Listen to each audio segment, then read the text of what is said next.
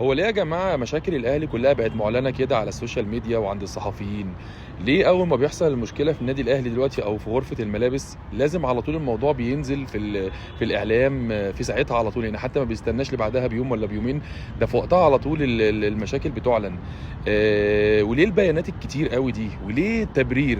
ليه النادي الأهلي بيبرر إن أي مشكلة بتحصل دلوقتي بتحصل في أوضة اللبس لازم الأهلي يطلع بيان عليها؟ هو انت لما طلعت بيان امبارح ان عمر كمال حصل له وهو بياخد شاور ووقع واتعور والكلام ده، ليه طلعته بتبرر للناس؟ ما وقع خلاص، ايه المشكله؟ وقع وخلاص واتعالج والموضوع خلص. ليه بتعلن؟ فانا مش فاهم بصراحه الموضوع ده ليه الفتره الاخيره دي في الاهلي. مش عارف ايه سببه. انا كنت بسمع الكلام ده دايما في الزمالك عندنا بصراحه، يعني الموضوع ده كان عندنا على طول.